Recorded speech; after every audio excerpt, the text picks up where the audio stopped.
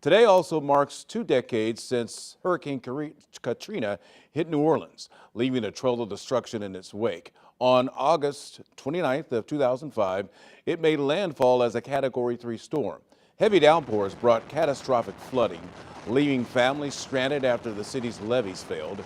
Nearly 1,400 people died during the storm and its aftermath. Today, the city is holding remembrances to mark this devastating day. Now, among the thousands of people who were impacted by the storm was a member of our 5 on Your Side family, Travis Cummings. He was only 10 years old when Katrina hit. We sat down to discuss his experiences and the lasting impact that the storm has had on his family and on him. We had dealt with storms before. Like I recall other storms and my grandfather treading me through water to walk me to school. Some of the other heavy hitters, as we know, but there had never been any storm to dislocate us the way this one did. Were you able to watch what was happening in your hometown while you were gone, or did your parents shelter you away from that? I remember watching the coverage in our hotel room Monday morning and saying, thank God we made it out. Thank God we decided to not stay and go to the Superdome for coverage, for shelter. When you get back to New Orleans, what is it like? We didn't lay eyes on the damage until maybe 3 weeks after. Utter devastation. I felt like my childhood had been ripped away. Are you still emotional about it now? I think it's important for us to pause and to realize that we lost a lot. We lost a sense of pride in that moment.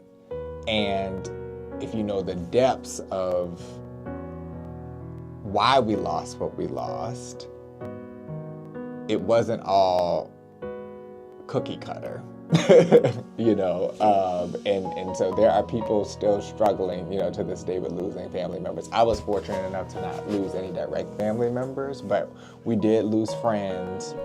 What have you learned about your city as you look back at where it is now, or look back at where it was and then see where it is now? You see people wanting better for themselves. You see businesses popping up that you never thought you would see in New Orleans. And so it's fun to watch the evolution. And I think we are thinking more progressively now. How can we be the same New Orleans that you always knew and loved, but better? Travis has such a great spirit, a lot of emotions when he talks about this. I remember the storm coming in, and then sort of the streets were dry for a while, and then the levee broke, and that changed everything instantaneously. And I think it also gave you an idea of the economic imbalance in New Orleans at the time, because people who were without were the ones that were living closest to the levee, and those are the ones who lost the most. He said it too, sheltered at the dome, right? I mean, we saw that back then, you know, from here, and the fact that his family and Travis had to shelter there at the Superdome. Oh no, they were able to get out. Oh, they so were. they left and had a 22-hour drive to Texas, where they stayed for a couple of weeks before going back to New Orleans. Oh, but wow. we all saw those images. I can only imagine how that was. Yeah, if you were there. Okay, that's good. Well, hopefully we'll be better prepared for the next time something like that strikes.